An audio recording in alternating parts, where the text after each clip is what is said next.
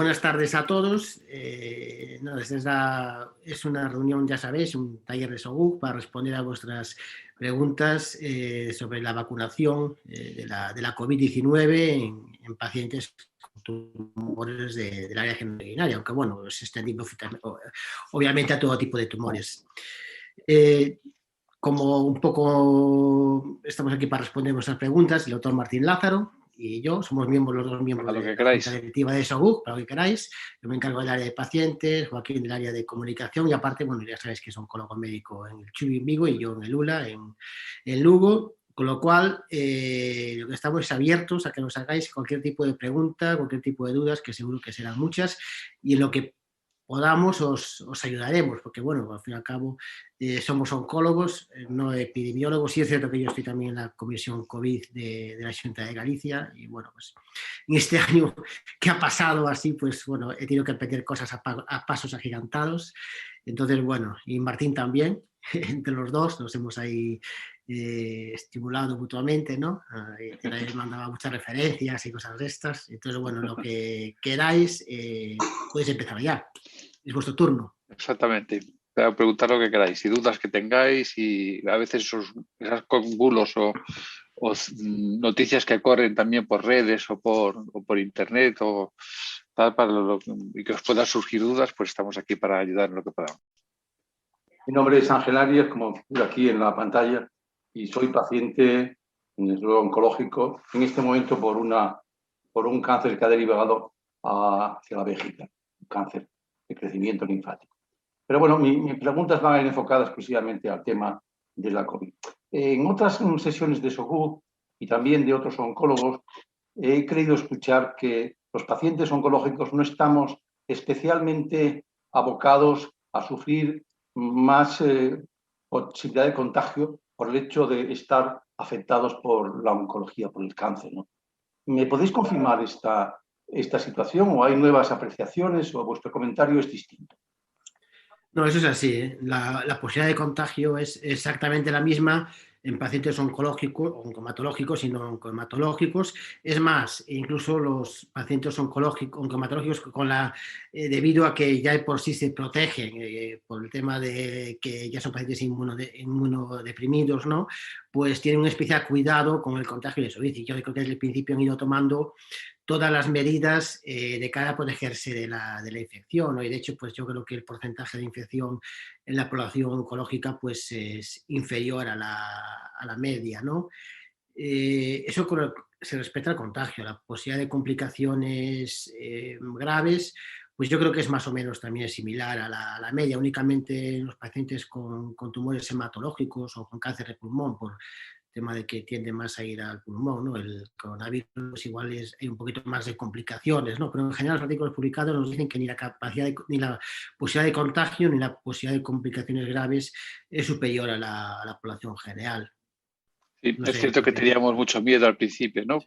Con ese tema en nuestros pacientes, pero bueno, al final pues ha visto un poco lo que dice Sergio. No parece que haya mayor facilidad para el contagio. Además, pues son muchas veces las personas afectadas de tumores que tienen más precauciones que la población normal para evitar infecciones, y luego los riesgos, pues como decía, en alguna población más completa de pacientes pues pueden ser un poco mayores, pero que en general no parece que sean mucho más. Entonces, en relación con esa primera respuesta, hago una segunda. Los pacientes oncológicos, sin embargo, somos muy dependientes de nuestros cuidadores en algunos casos, ¿no? Tanto afectiva como también físicamente. Y por eso, y a mí particularmente me alarma que estemos considerados como pacientes de no riesgo y nuestros cuidadores, dependiendo de la edad, tampoco lo estén. Hace muy poco, es decir, hace unas horas en Madrid, oíamos que parece que sí, que se va a avanzar en la administración de vacunas a pacientes no tan longevos. Empezó con las personas muy mayores, de más de 80 años, pero eso no deja de crearnos inquietud a los pacientes oncológicos, tanto por nosotros como por nuestros cuidadores. Y preguntarnos, bueno, ¿en qué orden estamos? Y sobre todo, ¿cómo se puede poner de acuerdo? Parece que no va a ser posible de todas maneras, pero la cuestión queda ahí a las distintas comunidades para que figuremos en algún lugar en cuanto a las preocupaciones de protección del COVID, ¿no? Y mi pregunta es, ¿cómo lo veis? Yo lo que veo es que esto de entrada teníamos dos problemas. Por una parte, la escasez de vacunas y de dosis de las diferentes vacunas que había, ¿no? Entonces, lo que se intentaba de entrada fundamentalmente es proteger a la población de más riesgo de contagio, más vulnerable, y fundamentalmente a lo que es el sistema sanitario del colapso, ¿no? Pues eso se empezó por la población de las residencias sociosanitarias y por el personal sanitario que estaba más en contacto con los enfermos COVID, ¿no? A medida que hemos tenido más acceso a las vacunas y que hay más dosis, se ha ido incrementando la población subsidiaria de vacunarse, ¿no?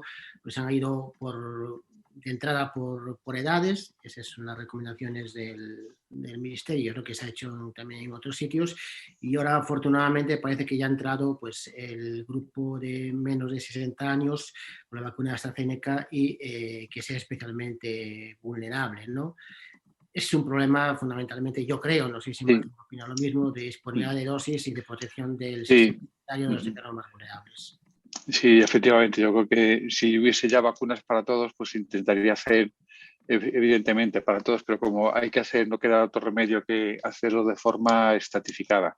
Como dice Sergio, se ha empezado por, digamos, proteger la población más vulnerable, que es las personas más dependientes de las residencias, y al personal sanitario. Y luego, pues es una política que irá diciéndose cómo van a ir los grupos de vacunación. Es cierto que sí que se ha hecho una solicitud para que las personas con cáncer o que estén en tratamiento estuviesen incluidas dentro de los primeros grupos, pero no sé si finalmente eso se va a tener o no en cuenta. No sé si sabéis, Sergio, algo más o no. Pero esa solicitud se había hecho. Salió hoy el tema de la población vulnerable de menos de 60 años. El resto está incluidos en los grupos de edad respectivos, pero ya como población especialmente vulnerable, eso es del Ministerio, eso salió en la prensa, no sabemos nada, pero es de menos de 60 años con grupos especialmente vulnerables. Todavía no se ha decidido qué grupos van a hacer, pero obviamente van a entrar los pacientes oncológicos. Me imagino que aquellos que tienen enfermedades avanzadas o que están a tratamiento activo, obviamente. Un paciente oncológico sin enfermedad y que lleva tiempo sin tratamiento. En revisiones. Pues el riesgo es el mismo que una persona. No, pero bueno, yo creo que ahora sí que entrará. Bueno, cierro mi ciclo de preguntas y ya me callo, creo para siempre. Y otra cosa que comentabas que también me parece interesante es el tema de los cuidadores, que espero que también, obviamente, también entre en este grupo, claro. Me imagino, eso no se sabe todavía. Bueno, mi última pregunta, hasta que me deis otra vez la palabra. Algunos tratamientos, por lo menos así lo interpreto yo en cuanto al mío, son inmunodepresivos, es decir, que provocan una deficiencia inmunológica y por consiguiente, en principio, un mayor riesgo de contener enfermedades y entiendo que también el ataque virológico, ¿no? Esto supondría, si nosotros pasásemos a primer término en cuanto a la facilidad para obtener la vacuna, que hubiese un contacto más estrecho con el oncólogo y los disponedores, aquellos otros que están ordenando las vacunas, ¿no? No me consta que esto exista, ¿no? Y ahí sí que pongo mi propio elemento de alarma, ¿no? Entiendo que los que estamos, lo habéis insinuado antes, los que estamos en tratamiento activo, particularmente en aquellos que son inmunodepresivos, estamos más propensos a ser atacados por este virus o por cualquier otra enfermedad, ¿no? ¿No entendéis que ahí debería de haber una conexión entre los equipos oncológicos y aquellos disponedores del orden de las vacunas, de manera que se nos facilitase el acceso preferente o por lo menos rápido a la vacuna? ¿Tenéis alguna idea al respecto? Yo no sé cómo se decide a nivel del Ministerio de Claro, eso seguramente eso está asesorado también con oncología. Tal, y están contando con ellos seguro y se tiene presente seguro. De hecho, ya os decía que se ha hecho una petición para que se adelantara la vacunación también, pero bueno, eso va a nivel central y según la disponibilidad que vaya llegando de las vacunas, claro. Sí. Y eso supongo que contarán con las sociedades científicas, como la Sociedad Española de Oncología Médica o la Sociedad Española de Hematología, ¿no? Yo imagino que a la hora de definir qué grupos de riesgo incluir, ¿no?, a la hora de la vacunación. La SEON, la Asociación Española de Oncología Médica, sí que recomienda específicamente la vacunación en pacientes oncológicos a tratamiento activo o con enfermedad avanzada, sobre todo si tienen un cáncer de pulmón o tumores hematológicos, ¿no? El resto de pacientes pues los incluiría dentro de la población general. Y supongo que esto que es lo que se trasladará al Ministerio de Sanidad, ¿no? Sí. Pero bueno, eso todavía está hablándose, esos datos. ¿Alguna...? Sí, más preguntas o dudas sobre las vacunas, sobre lo que se dice del chip. Yo tengo una. Sí, Meli. A ver, hoy en día existen hay aquí 3 tipos de vacunas, la Pfizer, Moderna y AstraZeneca. Sí. Para diversas patologías, la AstraZeneca no está recomendada por ser la vacuna de virus atenuados.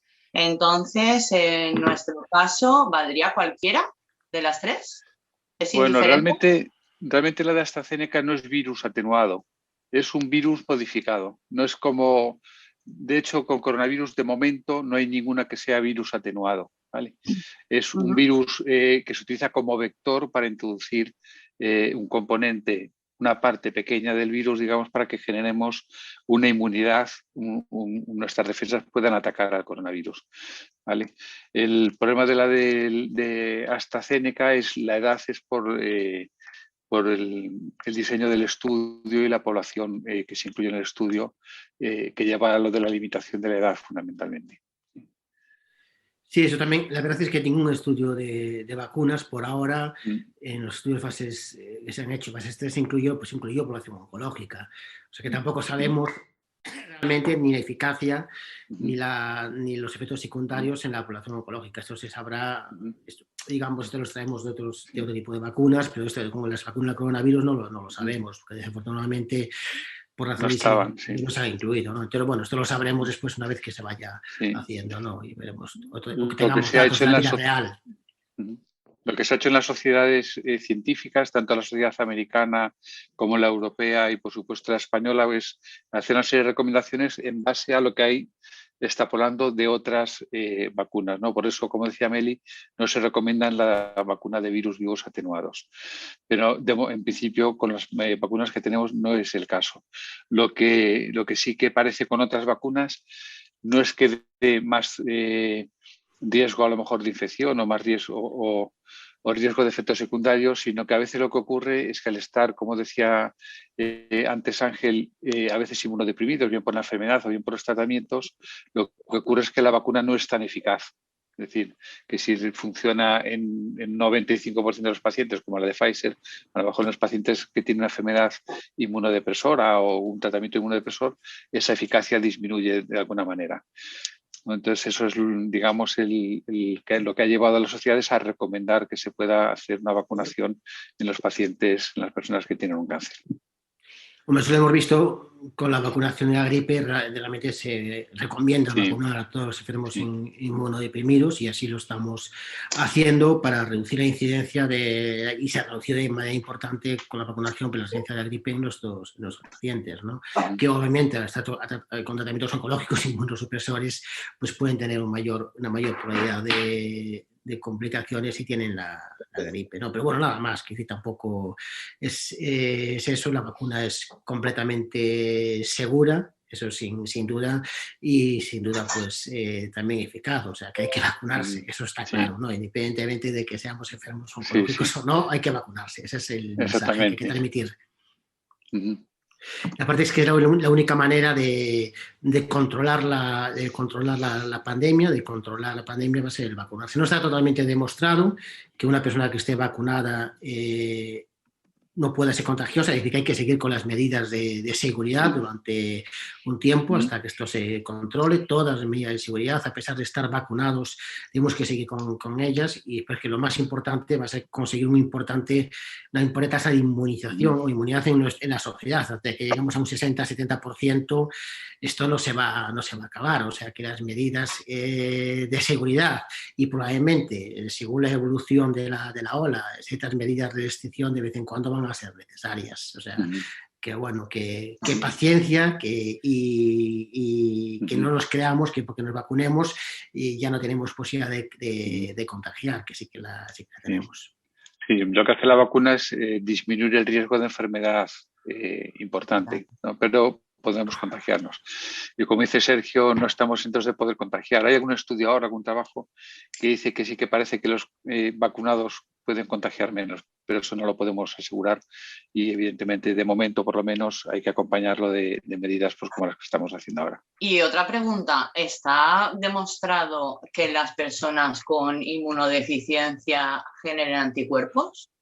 En principio es que como no se incluyeron pacientes, me refiero, no se incluyeron pacientes oncológicos ni pacientes con tumores hematológicos. En los ensayos clínicos, el nivel de producción de anticuerpos en ese tipo de pacientes con la vacuna realmente no lo sabemos. Ya lo dijo antes Martín, ¿no?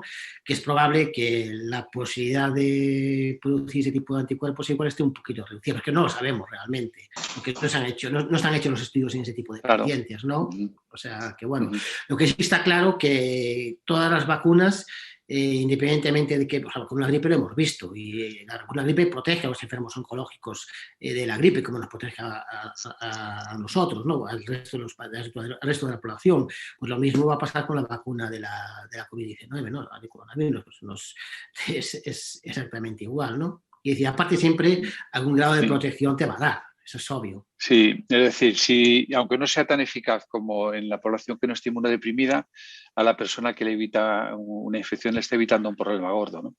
Entonces, por eso mismo está justificado, aunque pensemos que no puede llegar a la misma eficacia que en una persona sin esa inmunodepresión.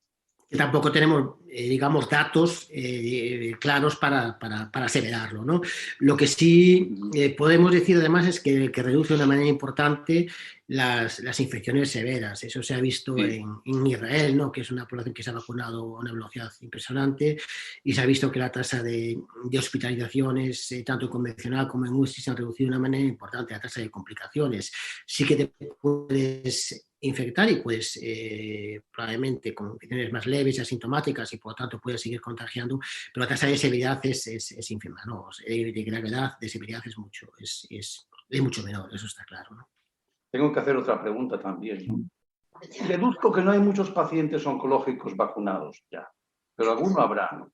Y mi pregunta es, ¿está previsto un protocolo, alguna forma de recolección de información por la cual vayamos acumulando datos sobre esos enfermos oncológicos que están siendo vacunados y sobre su evolución, precisamente para evitar pues, conjeturas, ¿no? Porque yo soy ingeniero, ¿no? Y me gusta mucho precisar en relación con aquello que sabemos, ¿no? Y lo que no sabemos, prefiero ponerlo en una nube de incertidumbre, pero no ser maximalista con lo que no sé, ¿no? Pero mira, todos estos datos los vamos a ir teniendo ahora a medida que vayan, como dices tú, vacunándose personas con cáncer. Igual que una de las estrategias, una de las, digamos, medidas garantistas que se ha exigido a la industria que fabrica las vacunas y que van a hacer, pues en este caso el Ministerio de Sanidad aquí y en otros sitios, va a ser un seguimiento estricto de toxicidades y se va a analizar seguro por subgrupos de personas que se vacunan. Eso con certeza. Fijaos que lo que decía antes Sergio de Israel, que se ha vacunado muchísima gente, incluso ya se han analizado efectos adversos y los otros efectos adversos parece que son mucho menores incluso que lo que se comunicaba en los efectos adversos severos, ¿no? Eso que se decía de la anafilaxia, el shock anafiláctico, tal, que parece que incluso son menos frecuentes de lo que se describía en los estudios. Es decir, que todo eso seguro que se va a ir comunicando en cuanto lo vaya viendo. Sí, aparte después hay grupos cooperativos, bueno, la Sociedad Médica ha cogido datos de infecciones o pacientes COVID en pacientes oncológicos.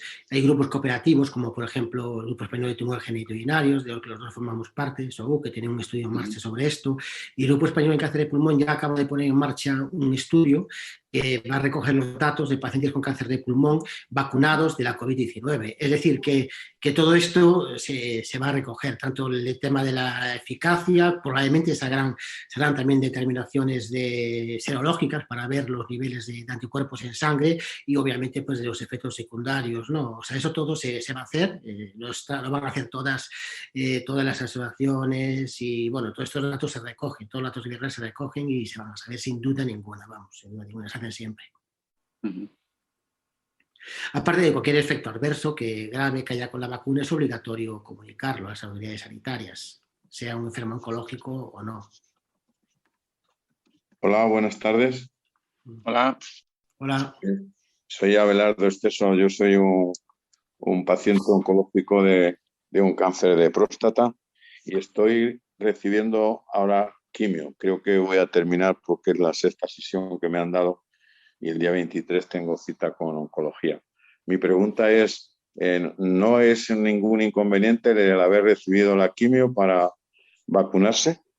No, lo que se recomienda es no ponerla en el medio, o sea, entre un ciclo y otro, sino ponerla o bien antes de empezar lo que es el tratamiento o bien justo antes de cada ciclo.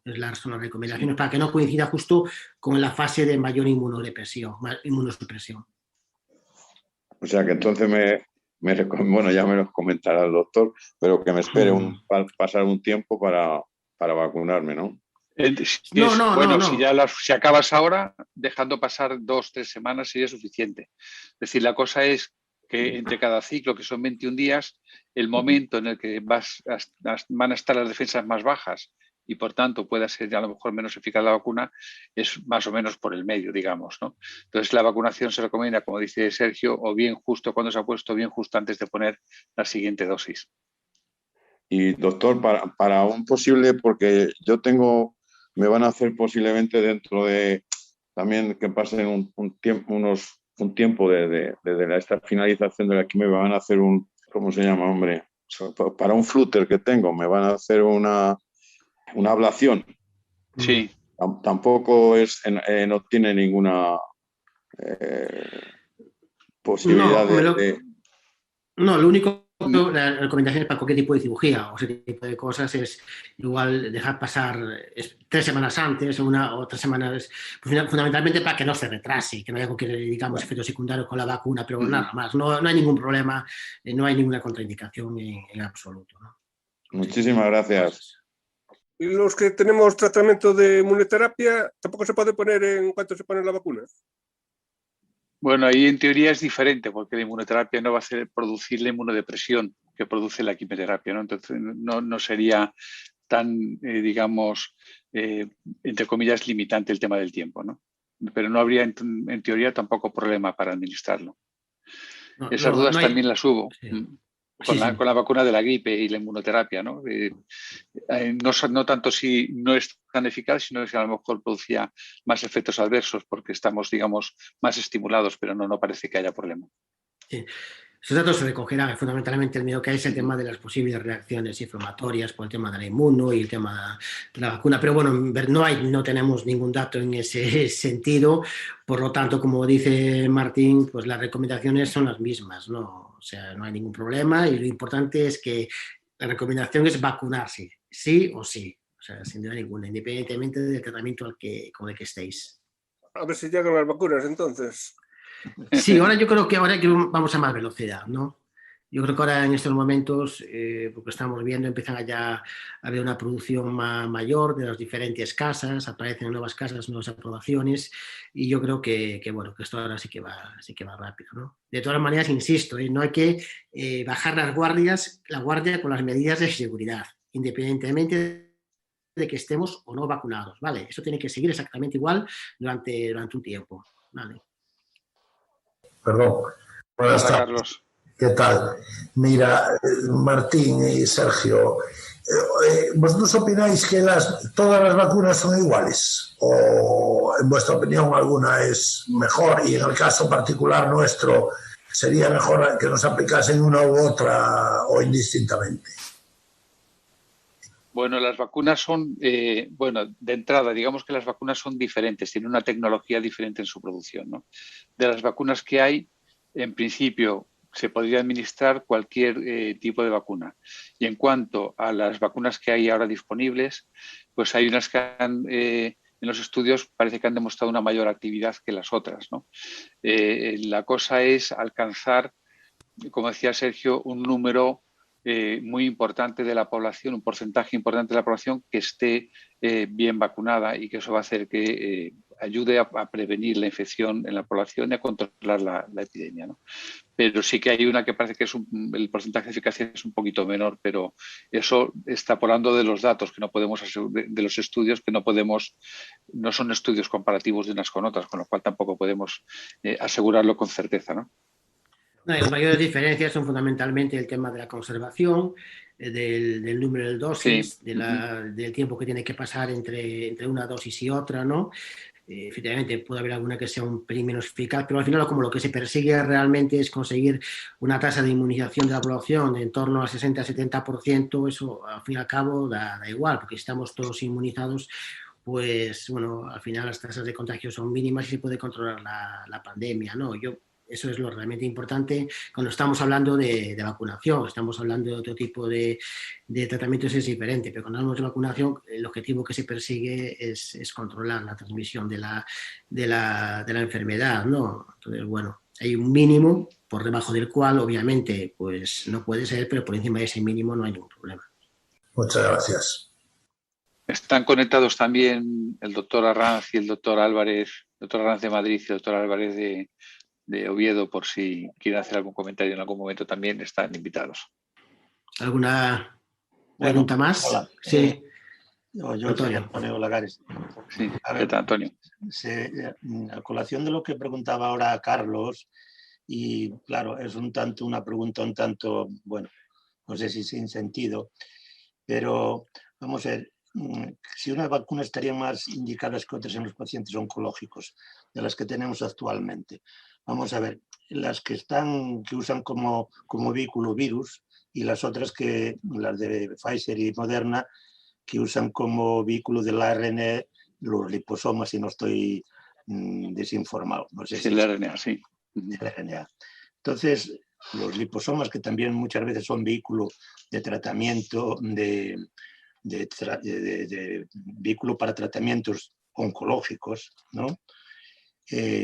Por algún sitio he leído que podría ser que en pacientes con tumores activos, que el propio vehículo, al ser un liposoma, que podría ser destruido por el propio tumor por identificación, o sea, por la afinidad que tienen los tumores por los liposomas. Entonces, no sé si en ese sentido algún tipo de vacunas, como son las de Pfizer o Moderna, podrían tener menor eficacia que la de AstraZeneca. Eso es una pregunta un tanto, supongo que no tendrá mucha solución porque no hay muchos resultados, pero empíricamente no sé que por el mecanismo de acción de este fármaco si tendría algún sentido esto que acabo de comentar.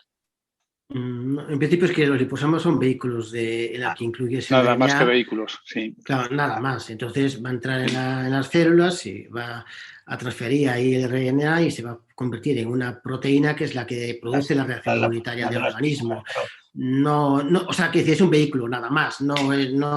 Se une con la membrana y mete dentro de la célula pues lo que es el RNA mensajero que se transforma en una proteína. No, nada más. No es más que eso, ¿vale? Lo mismo que el adenovirus. El hecho de que ese vehículo sea más susceptible de ser captado por el tumor y ser destruido, en algún sitio había leído algo de eso, ¿no? Entonces, no sé. Pero no es así. No, eso no. Yo creo que eso no tiene un fundamento. Lo que va a hacer nuestras células, nuestros glóbulos blancos, nuestra defensa, los linfocitos, es detectar el RNA. El liposoma simplemente es el vehículo en el que va el RNA. Entonces lo van a detectar y van a poder, digamos, generar memoria contra el virus, precisamente reconociendo ese RNA como algo malo y luego va a activar, digamos, a los vigilantes de la playa que los van a detectar el coronavirus y van a eliminarlo luego, ¿no? Esto no se destruye, es decir, no se destruye entre una célula tumoral entre otra, no se destruye, simplemente es un vehículo que mete dentro de la célula aquello que después es capaz de reconocer nuestro sistema inmunitario, nuestras defensas, para producir más defensas frente a la infección, ¿no? Es simplemente eso, pero no lógicamente una vez que se mete dentro, al ser un vehículo se acaba destruyendo, esté donde esté, pero es simplemente un vehículo. Lo importante no es el liposoma, lo importante es lo que va dentro, ¿no? Ya. O sea, no tiene nada que ver, y da igual que entre una célula maligna o en otro tipo. Eso no tiene, da igual, es un simple vehículo, no importa. De todas maneras, sí que es cierto que hay muchos mensajes contradictorios en las redes sociales. Después hay el tema este de los antivacunas, que también tienen, es un movimiento que tiene también sus... Entonces, bueno, hay que tener cuidado con todo ese tipo de informaciones a veces que leemos, ¿no? Y, bueno, siempre preguntar a tu oncólogo, tu profesional de referencia, que es lo importante. No, pues bueno, este era un artículo que estaba publicado en una revista que no recuerdo ahora, pero que no era una cosa por ahí de una red social cualquiera. Ya, no sé, yo no lo he leído, no lo conozco ese artículo en concreto. No, yo no lo conozco tampoco. Y queda la duda. Bueno, la aclaración, mejor dicho. No sé si me oís. Sí. Te oímos, José Ángel. Hola, buenas tardes a todos. Perdonad que no ponga la cámara, pero es que voy en el coche. No voy conduciendo, o sea que tranquilos. Pero por eso no la tengo conectada. Un par de comentarios respecto a algunos temas que he oído, por si pueden ayudar. Hay dos aspectos importantes que un paciente oncológico debe saber, sobre todo si está en tratamiento activo. Y es que, pues a lo mejor es verdad que lo que hay que elegir bien es el momento de aplicación de la vacuna, no tanto si aplicas la vacuna o no. Parece que en principio pues no tiene que haber demasiadas diferencias respecto a la población normal, pero es posible que con determinados tratamientos y en determinados momentos, por el estado de las propias defensas del organismo, pues digamos el sistema inmunitario esté menos activo que en otros momentos. Es decir, por ejemplo, inmediatamente después de haber recibido un ciclo de quimioterapia o en la siguiente semana, pues probablemente no es el mejor momento para aplicar una vacuna porque hay un cierto daño de las defensas del organismo por el propio tratamiento, ¿no? Por lo tanto, sí que hay que discutir con el oncólogo en función de cuál sea el tipo de tratamiento que está recibiendo cada paciente, cuál es el momento más adecuado para recibir una vacuna. Igual incluso pues hay que retrasar alguna administración unos días, en fin, como tampoco se va a poder elegir demasiado y cuando a uno le llamen pues tiene que ir, sí que es bueno tener alguna idea sobre esto. Y la otra idea es que hay que tener cuidado en caso de que un paciente esté participando en un ensayo clínico. Los ensayos clínicos tienen instrucciones concretas respecto a las vacunas muchas veces. Entonces hay que preguntar al oncólogo si en ese protocolo en concreto de ese ensayo clínico se permite la administración de vacunas y qué tipo de vacunas, porque hay unas vacunas que puede ser que sí y hay unas vacunas que puede ser que no. Esto es extensivo a todo tipo de vacunas, no especialmente a las del coronavirus, pero a las del coronavirus también. Entonces, el hecho de estar en un estudio tiene ciertas restricciones a veces en cuanto a la administración de fármacos, en concreto, como digo, de vacunas. Por lo tanto, si alguno está en un ensayo clínico, que no tome la decisión sin preguntar antes cuál es el momento más adecuado en ese estudio y si ese protocolo permite, independientemente de que siempre hay que hacer lo que sea más adecuado para el paciente dentro de un ensayo clínico y estar en un ensayo clínico no excluye que el paciente pueda recibir la vacuna. Por lo tanto, ni hay que tener miedo a participar por si acaso no me vacunan, porque en cualquier caso uno sale del estudio y se vacuna si su intención es vacunarse y el protocolo no lo permite.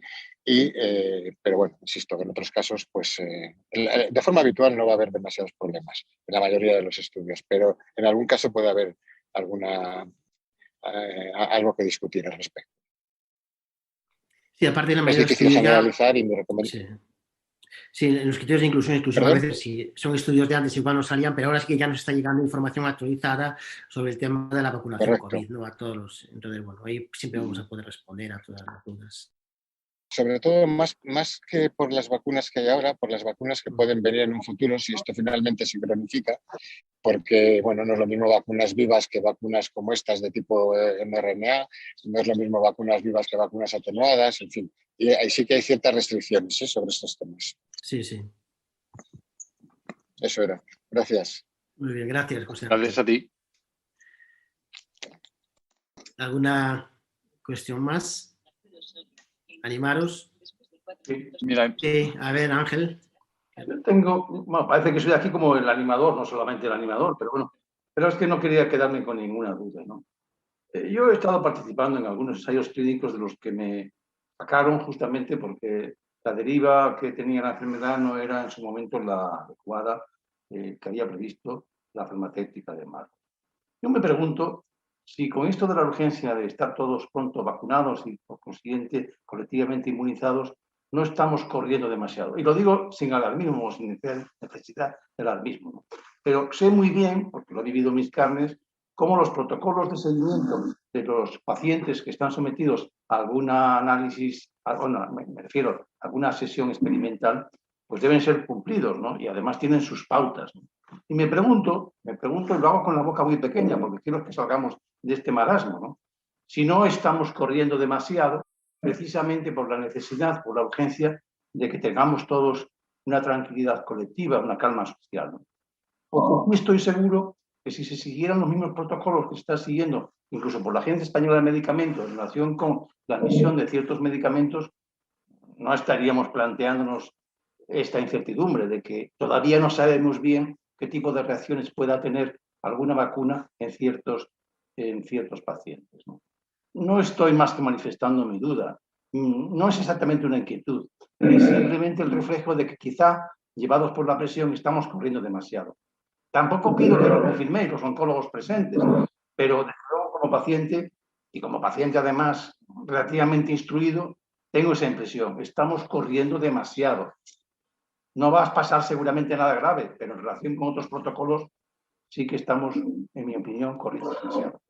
Yo creo que no es tanto. Es decir, se ha corrido, pero se ha corrido con seguridad, yo creo, ¿eh? Es decir, lo que se han hecho es estudios en diferentes fases, empezándolos casi a la vez. Se ha iniciado la producción de las vacunas incluso antes de saber los resultados, sabiendas de que a lo mejor eran negativos y eso tenía que ir toda a la basura. Se han establecido sistemas para garantizar que se pueda acceder de una forma rápida y eliminar trámites burocráticos, sobre todo teniendo en cuenta que el beneficio que se puede obtener con la vacunación es mucho mayor que el que vamos a tener con la incertidumbre de la enfermedad, ¿no? Entonces yo creo que eso sí que es algo que se tiene que tener muy en cuenta, ¿eh? Porque la enfermedad, la verdad es que lo que ha pasado con los colapsos de hospitales, con los colapsos de servicios, con muchas veces servicios enteros de especialidades infectados y sin poder ir a trabajar, es decir, ha supuesto trastornos muy severos. Yo creo que realmente ha ido rápido, pero yo creo que también era necesario que fuese rápido las cosas. Daros cuenta que lo que ha supuesto no solo por los propios enfermos infectados de coronavirus, sino a otro tipo de patologías, entre otras pues la vuestra, la oncológica, ¿no?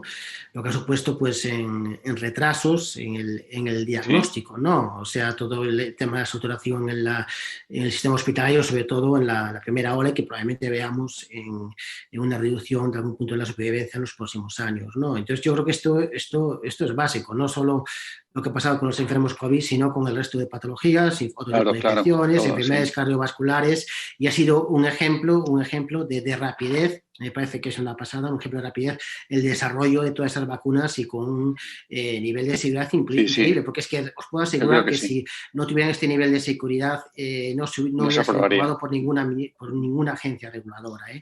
Y eso lo estamos viendo. Y aparte después, lo que comentábamos antes, ¿no? Una vez que la vacuna se aprueba y se empieza a utilizar, después hay otros mecanismos de control también de esta seguridad, ¿no? Y esto lo vamos a ir viendo, todo lo que está ocurriendo, y no ha pasado nada importante, ni creo que pase, y lo que sea, pues es como todos los fármacos, ¿no? Siempre hay una serie de reacciones adversas que desconocemos y que aparecen después cuando empezamos a usarlos en la vida real, pero esto no es exclusivo de las vacunas, ¿vale? O sea, que en ese sentido insistir en que el desarrollo ha sido exquisito y que las vacunas son eficaces y completamente seguras, y que el beneficio que nos va a dar es muy superior a las posibles efectos adversos, sin duda alguna. Sí. José Ángel, yo creo que quería levantar la mano, sí. José Ángel. Nada, me encanta, esta pregunta, este comentario me ha encantado porque indica un nivel de implicación en el conocimiento de lo que está pasando, de lo que son los ensayos, que es muy gratificante, la verdad, porque efectivamente el mundo de la oncología está ligado al de los ensayos clínicos, y nuestros pacientes que participan en ensayos clínicos de repente ven que ensayos que duran años, pues ahora se han convertido para la vacuna en ensayos que duran un mes, y les llama la atención. ¿Qué hago yo años dentro de un ensayo si ahora resulta que las vacunas en un mes están? Entonces, efectivamente hay que explicarlo desde el punto de vista de que esto ha sido una catástrofe mundial. Ha habido más de 2 millones de muertos en todo el mundo, ¿no? En este momento por por esto. Y entonces ha habido que elegir entre todas las garantías metodológicas de eficacia y seguridad que tienen habitualmente los ensayos clínicos, pues en cardiología, en digestivo, etcétera, y en metodología destinada a encontrar algo que no hiciera daño a las personas y que tuviera una posibilidad de ser eficaz. Sí. Un poco yo lo que quiero decir es que hay que poner en la balanza lo que es el desarrollo, la rapidez de desarrollo de estos ensayos. Lo que ha pasado y cómo ha ido. Y con los beneficios que se van a obtener con la gravedad de esta pandemia. Y que las agencias reguladoras lo han aprobado de esta manera es por algo, sobre todo agencias reguladoras tan estrictas como es la Agencia Europea de Medicamentos, ¿no? la EMA, ¿no?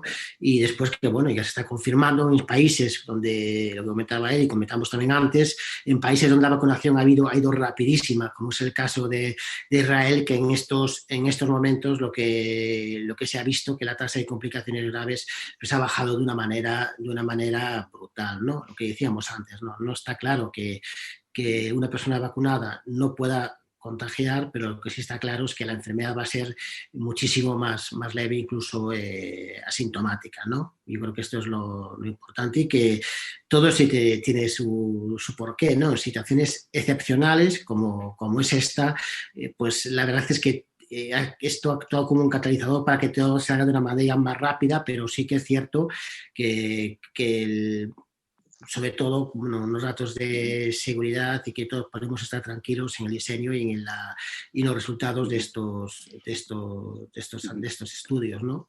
Efectivamente, para ver después los resultados sobre la evolución de la pandemia tendremos que verlo en la vida real, ¿no? Y a más largo plazo, ¿no? Pero bueno, tenemos datos de esos países y tenemos curvas también, incluso hace poco fueron publicadas unas curvas, ¿no? De los niveles de, eso ya es a nivel más de población más, pero en las residencias sociosanitarias, ¿no?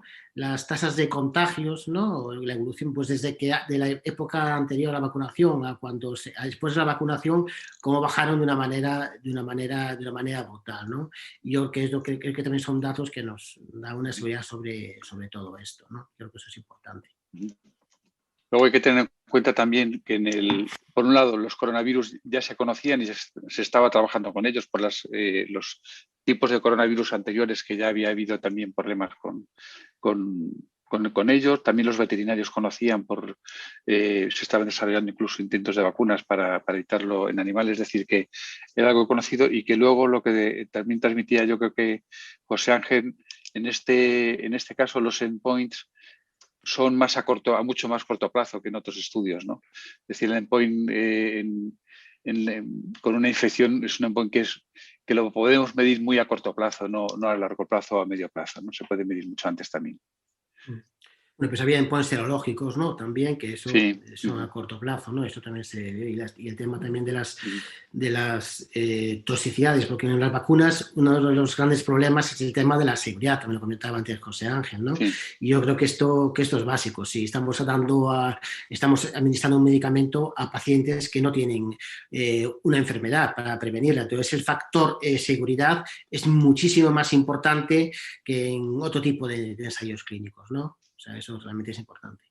Sí, bueno, pero vamos, el mensaje es básicamente este, ¿no? El mensaje es que no ha habido tiempo de tener el objetivo, de diseñar estudios con objetivos ambiciosos como se hace en otras patologías y como es la forma habitual, porque había que parar esa sangría de muertos que había a nivel mundial, 2 millones, como decía, ¿no? O más de 2 millones en este momento, y esto pues exigía poner encima de la mesa unas vacunas que al menos no hicieran daño y que tuvieran una posibilidad de ser eficaz. Y esto es lo que se ha conseguido con los estudios.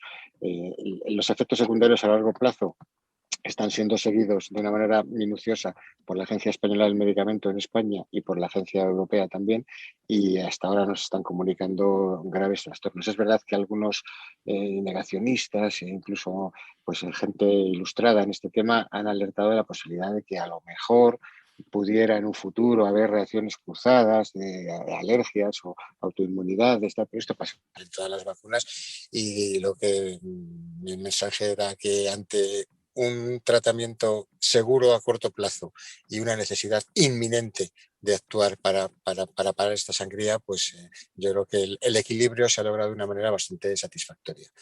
Sí. Y bueno, pues cuando salgamos de esta veremos si hay algún problema, pero yo la verdad es que no estoy demasiado preocupado con ese aspecto, ¿no? En principio.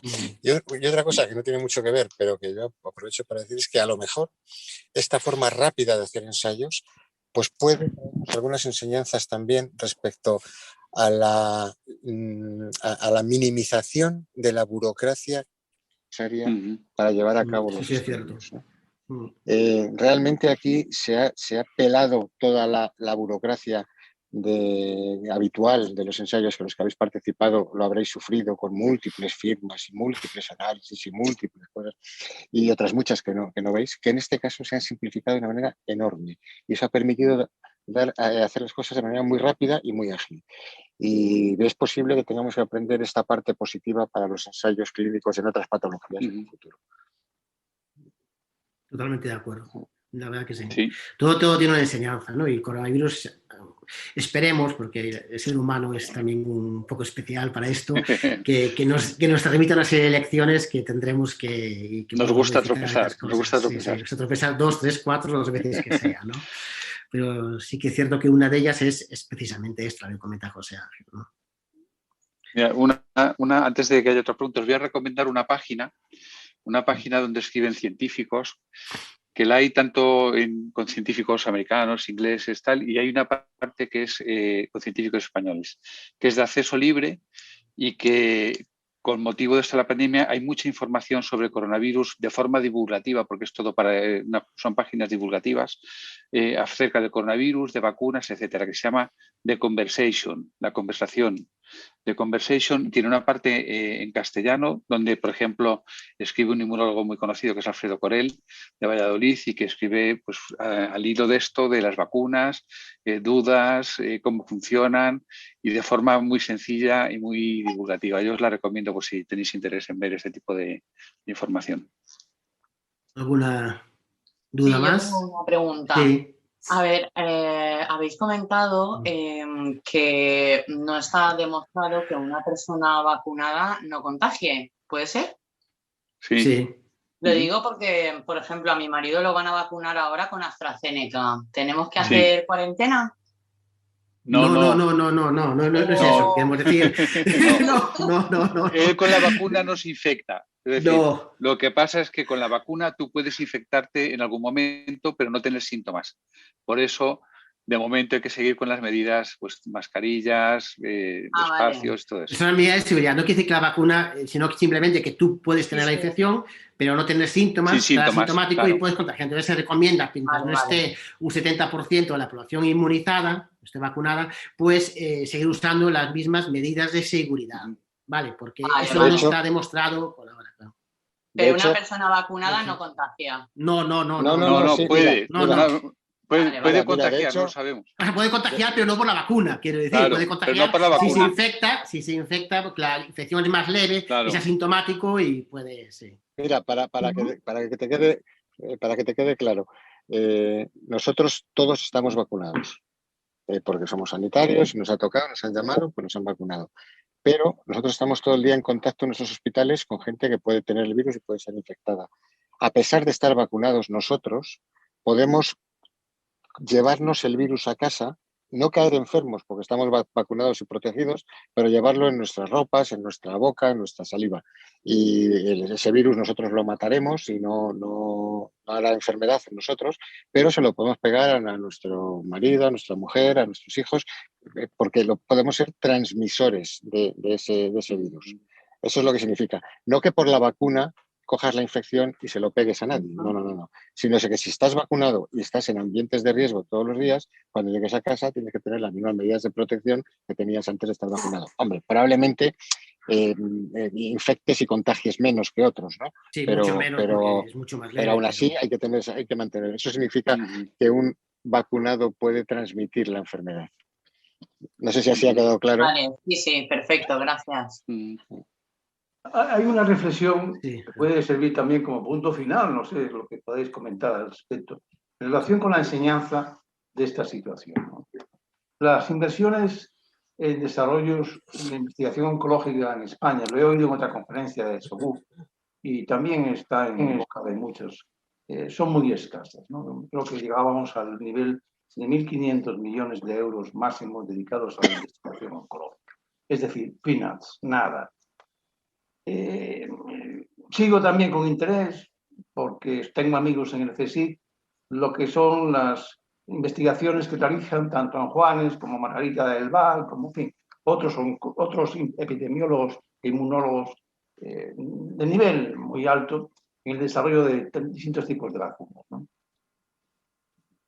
No deberíamos de sacar alguna enseñanza en relación con dos cuestiones. Y además reiterarlo, el incremento de los fondos de investigación dedicados a la oncología y el incremento de los fondos dedicados a cualquier tema que preocupe virológicamente, ¿no? Porque estamos a expensas de lo que hacen otros países, ¿no? Y me duele como científico, me duele como ingeniero, me duele como paciente el ver que dependemos tanto de otros países, ¿no? Los tratamientos oncológicos que estamos recibiendo están siendo experimentados previamente, y no es gratuito que estemos en ensayos clínicos, con vacunas o con fármacos que se desarrollan en Estados Unidos, en Alemania y en otros países, ¿no? Y así podría decir toda una secuencia, ¿no? ¿No sería ya el momento de indicar, pero de manera cruda, desde asociaciones como SOGUC, pero desde luego como un clamor también de todos los pacientes de todo tipo, ¿no?, que deberíamos de ser muchísimo más activos en la investigación y en el desarrollo de fármacos, por supuesto en el desarrollo de nuestra vacuna cara a la COVID y lo que venga? Sin duda ninguna. La verdad es que es una pena porque sí que es cierto que la gran parte de la investigación que se desarrolla en España es una investigación ligada al sector privado, bien como promotor directo o bien a través de ideas de investigadores que trabajan de investigadores que trabajan en la empresa pública, pero que la financiación pues, de esta investigación es privada. El porcentaje del PIB que se dedica a la investigación pública por parte del Estado español es ínfimo, ¿no? Y si queremos ser un país desarrollado, lo primero que tenemos que hacer es incrementar este porcentaje dedicado a la investigación, a la creación de patentes. Lo que pasa es que, bueno, aquí la visión que hay política siempre es cortoplacista, ¿no? No es una visión a corto plazo, a largo plazo, y este es algo que realmente sí que nos daría beneficios a todos, aparte de toda la red que daría no solo en España, sino en relación con otros investigadores internacionales, ¿no? Esto yo creo que es básico y has dado un clavo por completo, vamos, totalmente de acuerdo. Sí, totalmente. Y yo creo que José Ángel quiere decir algo además al respecto. Vamos, no puedo dejar pasar esta oportunidad. Claro, Lo sabía. Tal estoy de acuerdo con eso, como que justamente esa es una de las 3 razones que justifican que los oncólogos de tumores geniturinarios nos hayamos reunido en torno a SOGUC, precisamente para eso, ¿no? Para potenciar una de las 3 patas o bien objetivos del grupo, la investigación clínica. No directamente dirigida por la industria. Nosotros tenemos ahora en oncología en nuestro grupo pues en torno a 20-30 estudios de tipo académico diseñados por nosotros, sponsorizados en parte con fondos de la industria, esto también es verdad, pero de diseño, objetivo y ejecución independiente de la industria farmacéutica. Sí, sin duda. Lo que pasa es que eso sí que es cierto, que aparte, aunque indirecta, sí que es investigación independiente, son fondos además de SOGUC, que indirectamente, pues obviamente vienen de la industria farmacéutica o de empresas privadas. Sí que es cierto que deberíamos tener mucho más disposición para este tipo de investigaciones de dinero público, y el dinero público está ilimitado. El problema es que muchas veces además ese dinero público siempre va dirigido a grupos investigadores que a su vez ya tienen una historia, con lo cual a otros grupos investigadores que son emergentes les cuesta mucho más trabajo, ¿no?, acceder a esos fondos, ¿no? Es un círculo vicioso, y sí que realmente tiene que cambiar también en ese sentido todo esto, ¿no? Toda la doctrina ha dado completamente en el clavo. También a ver si se aprovecha efectivamente, si eso también sirve de catalizador para que se potencie la investigación pública en España, o que se incrementen los fondos públicos dedicados a investigación en España. A ver. Estaba diciendo Sergio, que decir que además es un círculo vicioso porque las pocas ya ayudas que hay públicas van siempre prácticamente para los mismos grupos que por el mecanismo de concesión que hay, pues siempre tienen o más proyectos o más, digamos, más historial de investigación que les hace que sean más, digamos, que les fluya las subvenciones con más facilidad. Yo creo que habría que rodear la Moncloa una semana para que tomaran conciencia de este tipo de cosas, porque la verdad es que los políticos españoles que tenemos en cuanto a investigación y desarrollo, pues ya sabemos que somos de los países más atrasados de Europa y ese es un déficit que tenemos, pero de siempre, ¿no?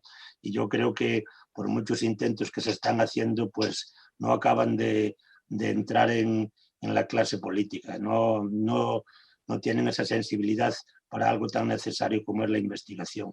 De hecho, diseños como la de Enjuanes es triste que por falta de apoyo esté donde está la vacuna de Enjuanes, que probablemente, por lo que comentan, es una de las que mejor, digamos, modalidad tiene, de mejor diseño tiene, ¿no? Entonces, bueno, son carencias que tenemos que no sé cómo se pueden paliar, ya no solo desde los estamentos médicos, sino qué tipo de presión podrían hacer los colectivos de pacientes, que creo que también serían para tener en cuenta, ¿no? Pero la verdad es que tenemos un déficit tremendo ahí. Sí, también es cierto. Probablemente también que debían actuar también como grupo de presión, ¿no? Bueno, asociaciones de pacientes realmente no hay muchas, pero bueno, las que hay sí que deberían de actuar y las que se vayan formando deberían de actuar como grupos de presión y yo creo que eso también sería importante, ¿no? No solo la presión que podamos hacer nosotros, que estamos todo el tiempo ahí, pero bueno, la verdad es que visto está que poco caso se nos hace, ¿no? El porcentaje que se incrementa cada año en cada presupuesto del PIB dedicado a la investigación es mínimo, ¿no? Eso es así de claro. Vende poco, probablemente, vende poco políticamente, da pocos votos y bueno, pues así estamos. No sé si Martín opina lo mismo, José Ángel. Sí, no, yo creo que estamos todos alineados en la misma dirección, ¿no? Da más votos el AVE que la investigación. Sí, pero esa es una miopía tremenda, ¿no? El no querer ver a largo plazo y ver los resultados. Claro, el cortoplacismo es lo que a veces marca todo esto, ¿no? Claro. Y el tener que tener una dependencia pues, de otros países y de otros, como comentaban anteriormente, eso es realmente muy triste, porque no falta talento, lo que falta son recursos. Entonces, bueno. Sí, no, realmente es que nada más no debería depender ni siquiera del gobierno de turno, ¿no? Que sería de ser una inversión fija que se fuera incrementando con el tiempo y que igual que en la educación o igual que cada cambio de gobierno hay un cambio de plan educativo o tal, pues bueno, todo esto yo creo que debería de ser algo a lo que se llegara a un consenso, un acuerdo y que debe ser fijo independientemente del color del gobierno que estuviera ahí. Y un incremento anual del PIB, pues constante, ¿no? Como se puede hacer con las pensiones. Bueno, efectivamente. Partiendo de una buena base. Sí. Llama la atención que a estas alturas del desarrollo de la humanidad un problema como este haya podido detectarse, analizarse y generar el antídoto en tan poco tiempo, cuando todos los esfuerzos o cuando muchos esfuerzos se han alineado para conseguirlo y que otras enfermedades y otros problemas, pues en otras enfermedades y otros problemas no se está haciendo lo mismo. Es decir, capacidad hay, la humanidad puede resolver problemas con mucha más celeridad de lo que está haciendo y esto es sin duda una acción que depende de una determinación política conjunta que hoy por hoy pues es casi una utopía, desgraciadamente, ¿no? Pero esto es la humanidad y el ser humano, ¿no? Y ahí estamos, en esa pelea, todos, por supuesto los pacientes, por supuesto nosotros y deberían estar mucho más implicados pues todas las instituciones políticas supranacionales, no solo nacionales, sino supranacionales. Sin duda. Así es como yo lo veo. ¿Alguna cuestión más? Digamos una hora, que pasa una hora de debate. Si tenéis una última pregunta o alguna última duda. Vale, si me permitís. Sí, Hola, John, sí. Hola, buenas tardes. En primer lugar, soy John, paciente oncológico. Simplemente no sé si es una reflexión o es una pregunta o es una duda, ¿no? En primer lugar, primero agradeceros muchísimo vuestra disponibilidad, que hagáis este tipo de jornadas, porque entiendo vuestra carga de trabajo que tenéis más en estos momentos y evidentemente para mí me parece un lujazo. Y en primer lugar, agradeceros. Luego, en segundo lugar, a mí mientras íbamos hablando, me está surgiendo una duda en concreto, ¿no? Es decir, ahora en la clase política yo no creo nada, antes creía poco, ahora ya no creo nada, ¿no? Porque evidentemente se han celebrado las elecciones catalanas, hace unos días y se ha permitido a los enfermos acudir a votar, ¿no? Entonces, mi reflexión es la siguiente. Es decir, ahora están saliendo nuevas vacunas, está la Johnson & Johnson por ahí, aparte de las 3 que tenemos ya, está la Sputnik que se está estudiando, la rusa, y la duda que me genera a mí es la siguiente, es decir, como yo, si no tengo mal entendido, no vamos a poder elegir la vacuna que se nos pone, entonces solo me quedan 2 opciones, es decir, claro, al no poder elegir la vacuna que yo quiero ponerme, o la que yo considero que puede ser mejor por los estudios que hay, por lo que se ha estudiado cada una de ellas, etc., porque la AstraZeneca ya están diciendo que para mayores de 65 no es buena. La que más garantías da, o en principio entiendo que más garantías da, puede ser la de Pfizer, perdón. Claro, yo solo me queda una opción, es decir, o me pongo la que el sistema sanitario me dice que me tengo que poner, o no me la pongo. Yo soy partidario de ponérmelas y de hecho estoy deseando ponérmela, solo que no sé si ponérmela ya o cuando me toque, sino esperar, porque por lo que os he entendido no hay ningún estudio que se haya hecho en pacientes oncológicos. No hay ningún estudio, ni hay ningún resultado, ni en cuanto se hicieron los estudios de cada una de las vacunas, dentro de ese grupo entraron los pacientes oncológicos, sino que fue un poco en población en general. No sé si me estoy explicando lo que quiero decir. Sí, pero eso ocurre con todos los ensayos clínicos, no solo con las vacunas. En los ensayos clínicos cogía una población perfecta, tienen que cumplir una serie de criterios para poder entrar, pero que en absoluto muchas veces son parecidos a los de la población general que vemos todos los días en la consulta. Por esas razones, después se hacen otros estudios de vida real, etcétera, para confirmar que los resultados que se obtienen en los ensayos clínicos pues son extrapolables a la vida real, que no tiene nada que ver con esa burbuja que tenemos en los ensayos clínicos. Si eso ocurre en un ensayo clínico con un fármaco oncológico, pues lo mismo va a ocurrir con una vacuna, ¿no? Claro, igual que no están estudiados, sí. Sí. Igual que no está estudiado el paciente oncológico, hay muchas otras enfermedades que tampoco están, digamos, incluidas o representadas en los estudios, claro. Eso lo iremos viendo luego en la extrapolación de los datos que hay de lo que pasa en la vida real, ¿no?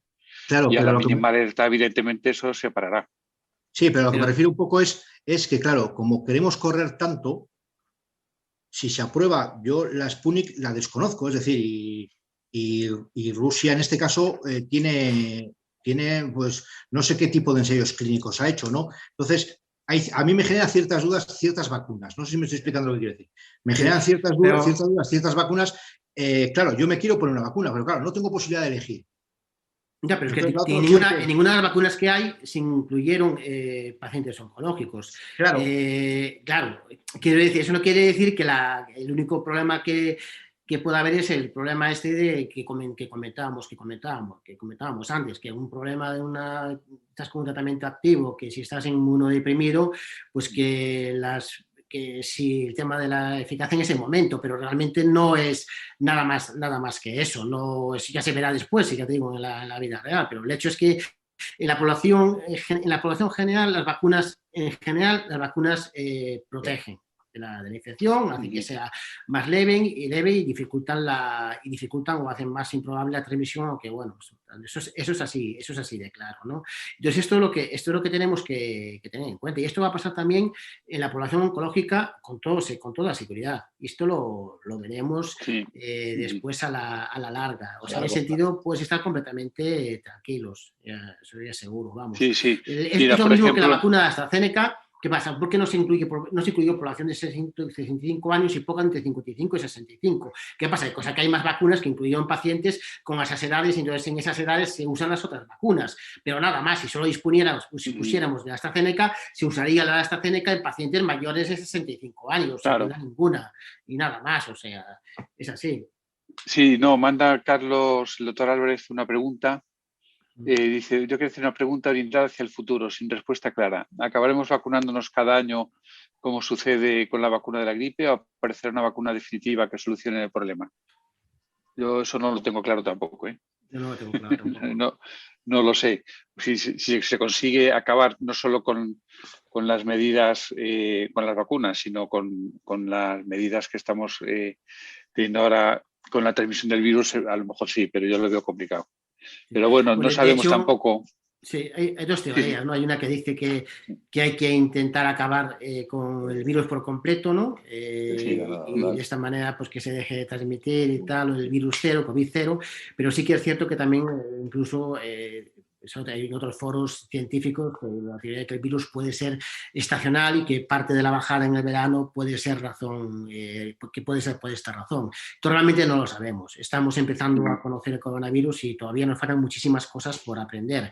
Lo que hemos aprendido este año no es nada comparado con lo que todavía nos falta. Estamos empezando. Lo que sí que es seguro que la única manera de evitar que esto, digamos, que el colapso sanitario vuelva a suceder, que esto pueda afectar a otras patologías también es importante, es mediante dos cosas. Por una parte, la vacunación, sin duda ninguna, que estemos inmunizados, eso está claro, 70% de la población, y las medidas de seguridad. Eso es lo realmente importante y nada más. Y es lo que puede, aparte, evitar que incluso tengamos que usar esas medidas que tampoco nos gustan a todos, que son las medidas de restricción, ¿no? Que tan malas son, tanto para la libertad individual como para la economía del Estado, ¿no? Eso es así de claro, ¿no? Entonces yo creo que en cuanto estemos todos inmunizados de una manera y otra, sobre todo vacunados, y bueno,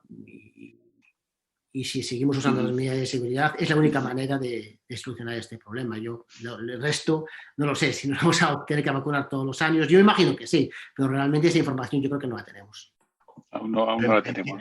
En principio es de suponer que sí, porque para erradicar el virus tendríamos que tener una vacunación a nivel de todo el planeta y los países pobres pues ya vemos cómo van y no se prevé que todo el mundo esté vacunado tan pronto. Por lo tanto, es de esperar que unos cuantos años y vamos a tener COVID, por lo menos. No, aparte que se supone que la respuesta inmunitaria tiene una duración limitada en el tiempo, tanto lo que es la infección como a lo que es la vacuna. Entonces, si se mantiene la transmisión de coronavirus, obviamente, pero vamos a tener que seguir con campañas de vacunación. Lo que es optimista es que otros años tendremos vacunas de sobra. El problema de este año... La tecnología está, claro.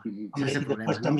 Y se irán haciendo vacunas, es mucho más fácil, ¿no? La tecnología está ya desarrollada, de tal manera que, pues bueno, pues que haremos vacunas para cualquier tipo de cepa que venga, porque sea mucho más sencillo, ¿no? Y pues una cosa que también es importante que no hemos hablado es el tema del diagnóstico. En la primera ola no se hacía casi diagnóstico. Ahora la capacidad que tenemos de diagnóstico entre PCRs, PCR nasofaringe, PCR de saliva, test de antígenos, etcétera, es enorme, ¿no? Esto es también importantísimo a la hora de controlar la pandemia, ¿no? Son cosas que también nos transmiten un cierto optimismo, ¿no? de cara al futuro. Estamos mucho mejor preparados. Pero bueno, insisto, vacunarse y ya está. Vacunarse y medidas de seguridad. Y medidas de seguridad. ¿Vale? Eso es. Nada más, yo creo que, bueno, son ya menos cuarto, ¿no? Sí. No sé si José Ángel, como presidente de SEGU, ¿quiere decir alguna cosa para cerrar o...?